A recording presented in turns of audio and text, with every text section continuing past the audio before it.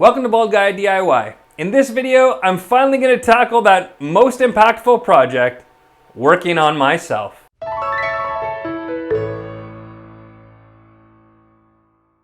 So ever since I started my channel, I've had the idea and wanted to do a kind of video where I look at tackling my self-improvement, specifically improvement in the area of weight loss. Now, I think the DIY mindset is all about learning and growing and personal development that you continue to do for your whole life. You never stop learning, you never stop incorporating new ideas or adding things to your skill set or knowledge that are going to help you in other areas of life.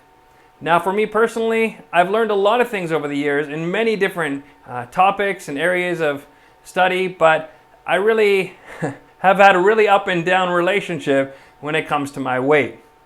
I'll flash some pictures on screen. You can see as an adult, I've been everything from 180 pounds up to my current weight of around 270 pounds. And let me tell you, it feels a lot better and I have a lot more energy when I'm at that lower number than I am at the top.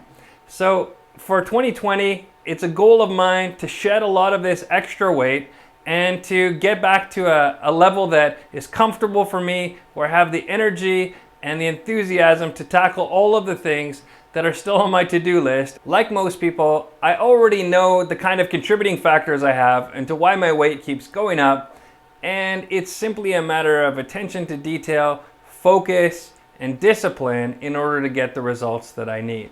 We can all point to reasons in our lives why we have the results that we currently have, but more importantly than that, it's that we have the power to choose a different set of habits and a different focus so that we don't have to stay that way.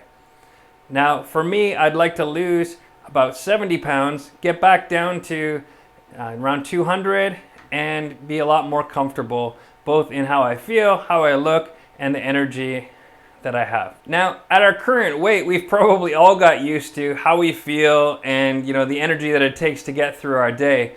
But for myself, I really started to think about how much is that extra 70 pounds affecting me in my day-to-day life. And in order to visualize the difference between being what I am now and being 70 pounds heavier, I decided to pick up two 35-pound dumbbells and just see how it felt hanging on to those for a while. So here they are, and I'm definitely not a very strong person, so these are very heavy, and immediately I feel the significance of their weight. Now, I can probably do a couple of exercises, a couple of lifts, a couple of things that can move this weight around, and to hold them for 10 seconds or 30 seconds or maybe even a minute wouldn't be too bad. But if I had to move this around all day, if I had to carry it every flight of stairs, if I had to carry it every time I go for a walk to my car, if I had to pull this weight in and out of my car, well, it gets kind of heavy. I'm just going to set that down. Of course, we don't put that weight on all at once after one big meal, but we put it on gradually, a quarter of a pound at a time or even a few hundred grams at a time. But really, the net result is the same. If your body didn't have to work so hard carrying that extra weight, it would be a lot easier and you'd have a lot more energy to use for other things. The projects that you want to tackle, the things that you want to do with your family, all the trips and plans that you have are so much easier if you're not carrying the extra weight around.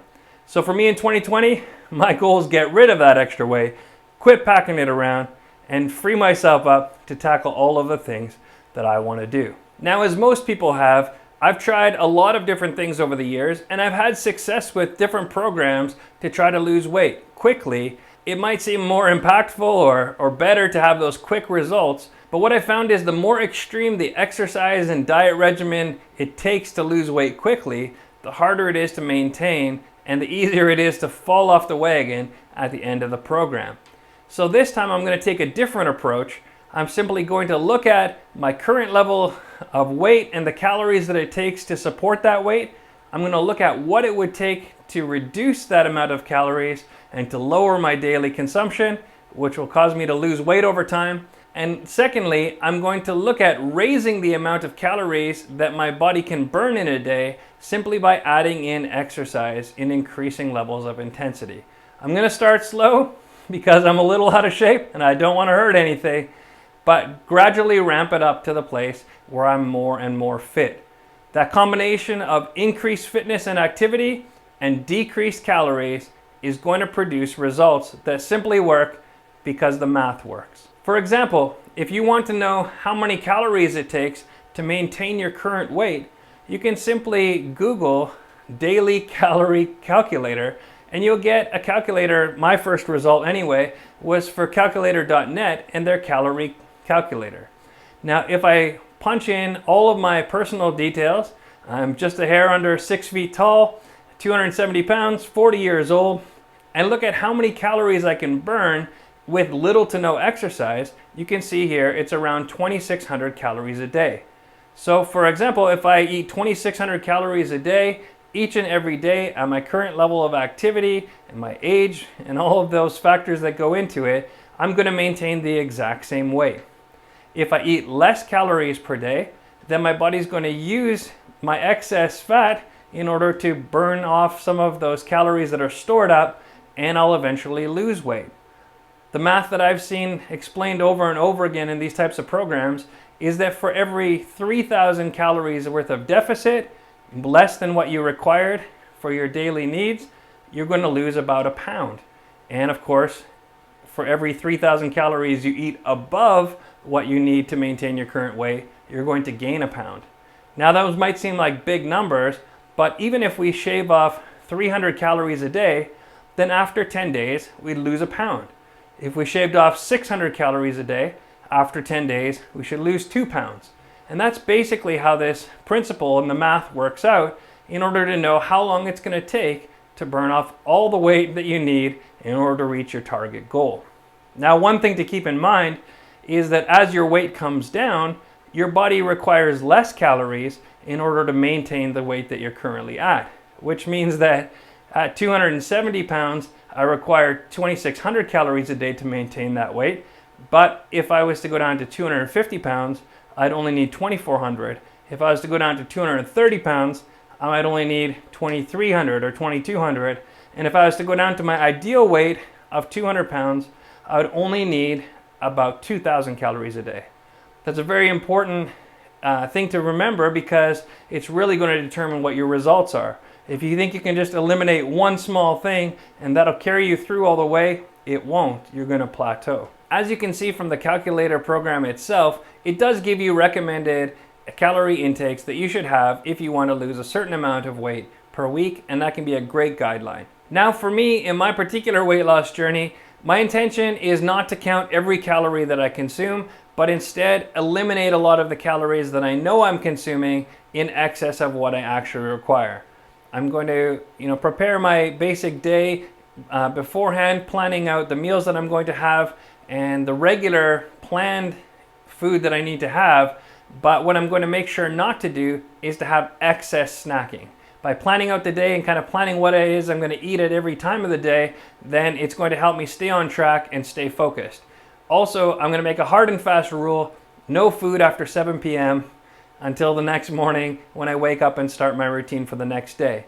There's a lot of extra calories, for me in particular, that get consumed later on in the evening as I'm tired or bored or looking for something to do. All that's doing is giving me a bigger ledge to put the popcorn bowl on top of. So when it comes to my eating habits, I'm not going to be exactly precise on every calorie or keep a food journal, at least at this point. I'm simply going to make some general guideline principle rules that if I stick to them, I'll be taking a lot less calories in. Then after a month or two, I can see how I'm doing. And if I need to get a little more specific and a little more focused on the actual details of the numbers, I'll start paying a little closer attention to that and maybe find an app that lets me chronicle, everything that I'm eating and how many calories it is. If you're thinking of taking on a weight loss project of your own, you might need to consider whether or not you can be disciplined enough to follow those types of rules of when to stop eating, no snacking, and if you can follow those things with discipline.